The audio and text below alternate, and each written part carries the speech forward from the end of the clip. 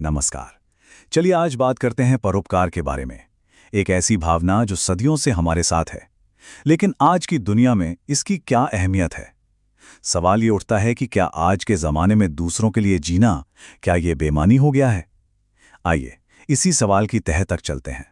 देखिए, सदियों पहले गोस्वामी तुलसीदास जी ने एक बहुत गहरी बात कही थी। परहित सरिस धर्म नहीं भाई।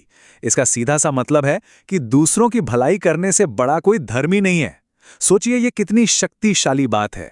इसी नींव पर तो हमारा समाज टिका है।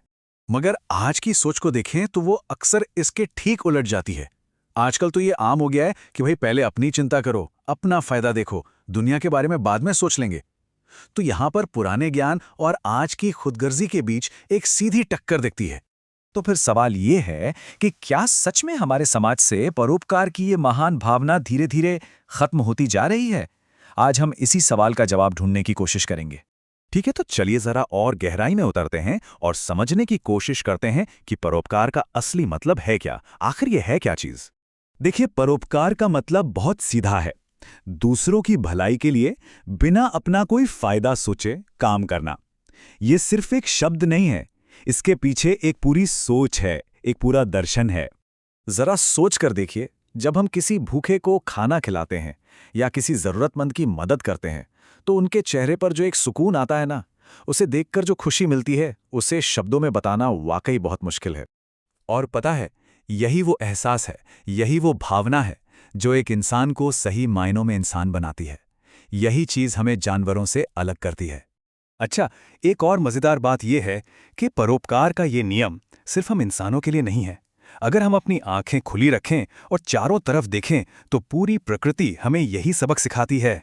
एक बहुत ही मशहूर दोहा है जो इस बात को इतने खूबसूरत तरीके से बताता है। पेड़ अपने फल खुद कभी नहीं खाते, नदियां अपना पानी कभी जमा करके नहीं रखती। ठीक वैसे ही संतों का जीवन भी दूसरों की भलाई के लिए ही होता है। अब इस बात पर जरा गौर कीजिए। पेड़, नदियां, ये सब कुदरत के वो हिस्से हैं जो सिर्फ और सिर्फ दूसरों के लिए जीते हैं। उनका पूरा का पूरा वजूद ही दूसरों के काम आने के लिए है, और वो बदले में कुछ मांगते भी नहीं। चलिए अब ये देखते हैं कि जब एक एक इंसान परोपकार की भावना को अपनाता है तो इससे पूरे समाज पर क्या असर पड़ता है। देखिए, जब हम बिना किसी स्वार्थ के दूसरों के बारे में सोचते हैं तो हम एक दूसरे से जुड़ते हैं। यही वो भावना है जो भाईचारे और कह सकते हैं कि पूरी दुनिया को एक परिवार बनाने की नींव रखती है। एक ऐसे समाज की कल्पना कीजिए जहां हर कोई एक दूसरे के सुख दुख में साथ खड़ा हो, जहां भेदभाव और नफरत की कोई जगह ही ना हो, और जहां हर इंसान को, चाहे वो कोई भी हो, सम्मान की नजर से देखा जाए। ये सब परोपकार से ही मुमकिन है। और इसमें कोई शक नहीं कि ऐसा समाज अगर बन जाए तो वो इस धरती पर किसी जन्नत से कम नहीं होगा। तो अब वापस आते हैं आज के दौर में और इस सवाल पर कि हमें रास्ता कौन सा चुनना है। राष्ट्रकवि मैथिली शरण गुप्त जी ने क्या खूब कहा है, यही पशु प्रवृत्ति है कि आप ही चरें। मतलब सिर्फ अपने बारे में सोचना, अपना पेट भरना, ये तो जानवरों का काम है।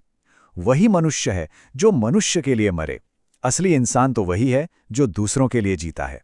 कितना बड़ा फर्क है दोनों सोच में। और ये बात हमें वापस तुलसीदास जी के उसी शक्तिशाली दोहे पर ले आती है जो इस पूरी चर्चा का सार है। मतलब दूसरों की भलाई से बड़ा कोई धर्म नहीं और दूसरों को तकलीफ देने से बड़ा कोई पाप नहीं। तो देखिए, बात बहुत सीधी सी है। अगर हम में से हर कोई बस थोड़ा सा भी परोपकार अपने जीवन में ले आए ना, तो हम सब मिलकर एक ऐसी दुनिया बना सकते हैं जहां प्यार हो, शांति हो और भाईचारा हो। तो आखिर में एक सवाल मैं सबके लिए छोड़ के जा रहा हूं, क्या वाकई में आज के इस दौर में परोपकार की भावना कम हो गई है? इस पर सोचिएगा जरूर।